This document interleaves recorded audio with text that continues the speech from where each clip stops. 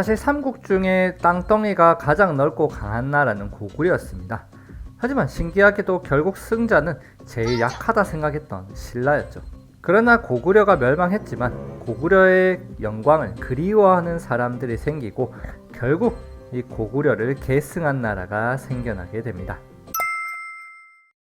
한때 드넓고 강대한 힘을 자랑했던 고구려가 신라와 당나라의 연합이 나당연합에 의해 멸망해버리고 맙니다. 고구려를 차지한 당나라는 다시 고구려가 부활하지 못하게 하려고 고구려의 왕과 귀족을 뿔뿔이 흩어지게 만들어 버립니다. 이 중 영주라는 곳에는 한때 고구려의 장군이었던 대조영이란 사람이 있었습니다.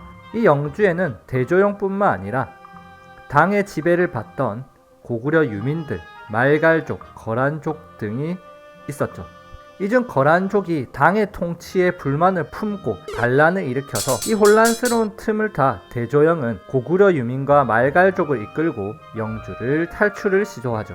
탈출하는 대조영을 잡으려고 쫓아오는 당의 군대와 맞서 싸우는 대조영은 당나라 군대를 물리치고 동모산이라는 곳에 도읍을 정해 새 나라를 세우니 그 나라 이름을 발해라고 하였습니다. 이로 인해 남쪽에는 신라, 북쪽에는 발해라는 두 나라가 있는 남북국 시대가 시작된 것이죠.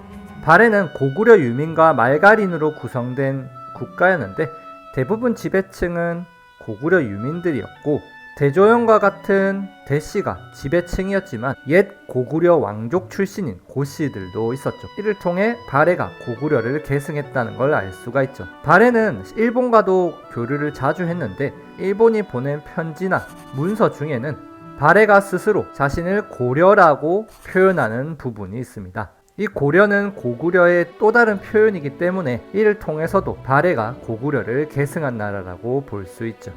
대조영의 뒤를 이은 무왕은 강력한 힘으로 영토를 넓혀 나갔습니다. 한껏 자신감이 가득 찬 무왕은 시간은 나를 중심으로 흐른다 라고 하며 자신이 왕이 된 연도를 인한 1년이라고 하여서 새로운 연호를 쓰기 시작합니다. 이렇게 연호를 쓰는 것은 자신과 나라에 대한 자신감이라 할 수 있죠. 이렇게 성장해가는 발해의 위협을 느낀 당나라는 주변의 신라와 흑수 말가를 꼬드겨서 발해를 견제하기 시작합니다. 주변 나라들이 자신을 견제하니까 가만히 있을 수 없던 발해는 일본과 친선관계를 맺어서 신라를 견제하면서도 장문휴라는 장군을 당나라에 보내 공격하도록 하는 등 당나라와 사이가 좋지 않았죠. 무왕은 무력으로 땅도 넓히고 당나라도 공격한 왕이다. 이런 식으로 기억하시면 될 겁니다. 무왕의 아들 문왕이 즉위하였습니다. 문왕에 이르러서도 발해는 영토를 넓혔습니다. 문왕은 당과의 다툼을 끝내고 화해를 요청하고 우호관계를 회복하죠. 당의 조우무물을 적극적으로 받아들이게 되었던 것입니다. 문왕은 수도를 동모산에서 중경으로 한 번, 상경으로 두 번 이렇게 두 번 옮기고 나라의 통치체제를 가다듬으면서 왕권을 강화하기 시작하죠. 문왕은 문화적으로 나라를 운영한 왕이다 이렇게 외우십니다. 문화적이니까 당과의 우호관계를 회복하고 통치체제를 정립했다라고 아시면 됩니다. 문왕이 죽고 혼란한 시기 이후 선왕이 즉위하면서 영토를 엄청나게 넓히게 됩니다. 이에 당은 발해를 바다 동쪽에 잘 나가는 나라라고 하여서 해동성국이라고 칭했는데 이렇게 바다 동쪽에 잘 나가던 나라인 해동성국인 발해도 나라 내부로는 지배층끼리 권력 다툼으로 혼란한 시기를 겪었습니다. 이를 틈타 거란족이 쳐들어오면서 발해는 멸망해버리고 맙니다. 9세기에 거란에 의해 발해가 멸망했는데 이렇게 크던 나라가 갑자기 멸망한 점에 대해서는 아직도 미스테리한 점이 많습니다. 발해의 통치제도를 살펴볼까요?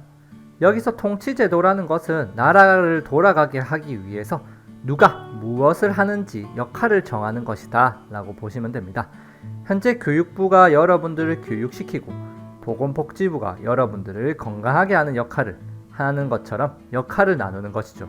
발해의 통치제도는 당의 제도를 본따서 만들었는데 삼성육부라는 통치조직을 구성하였습니다. 자, 이 삼성이라는 것은 법과 관련된 기관인데 법을 만드는 중대성, 법이 괜찮은지 평가하는 선조성, 법을 실제로 시행하는 정당성, 이 세 가지를 삼성이라 하였습니다.